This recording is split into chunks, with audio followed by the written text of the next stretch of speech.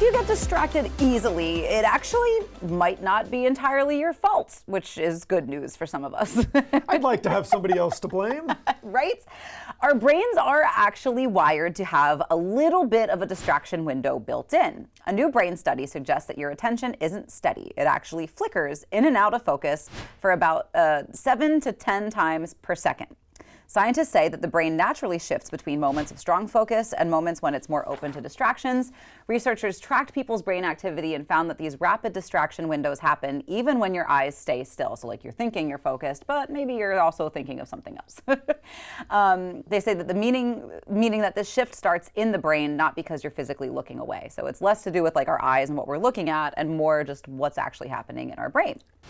This built-in rhythm likely helped humans survive in the past by keeping them alert to dangers, but today it can make us more vulnerable to things like phone notifications, ads, or background noise. You don't say. Yeah, right? And that 7 to 10 times a second feels low, if you ask Coast Life. Yeah, and that might be because of what it takes to be good at the Coast Life side of things. Is a little bit of brain nonsense anyway. We sometimes say we share one brain cell and just pass it around from person to person. But it makes me, listening to this makes me think of yoga actually. Because there's all those times in yoga where your whole, what you're trying to do is like still the mind. It's hard. And if you're being honest about it, or at least if I am being honest about it, that might be the hardest thing, harder than any of the positions, harder than any of the physical stuff, is like, once you lay down and you're like, I'm trying not to think about anything, you're like, is there a hole in that wall?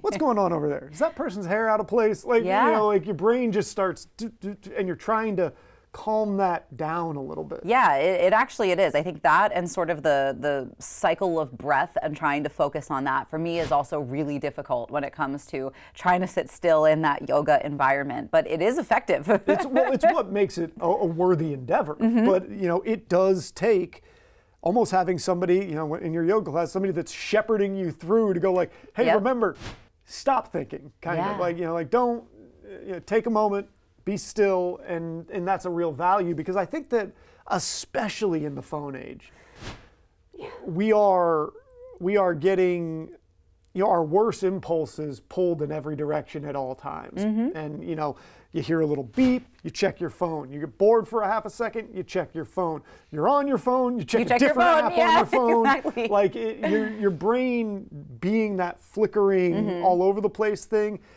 We've given now so much input that you're constantly hopping around. Yeah, and I think too the most common is when like you pick your phone up to check the time, and then you open an app, and then you put your phone down, and you're like, oh, I wanted to know what time it was, and you do it all again. Didn't even check the time. You didn't even check the time, or now 20 minutes have passed since you first tried to check the time, and it's sad on the one hand, but I also think too, you know, the one thing that was sort of designed in our brains to keep us alive, a survival tactic, and now it can distract us to the point where, like, you know, pedestrians on your phone and traffic. Dangerous, yeah. Drivers, pedestrians.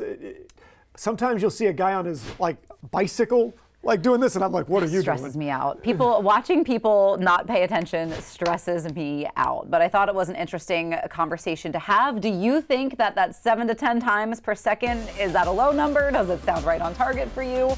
You can always chime in again on our socials or team@coastlife.com. But we've got more Coast Life to get to. Preston Automotive Group, they're appreciating their customers. We'll tell you how when we get back.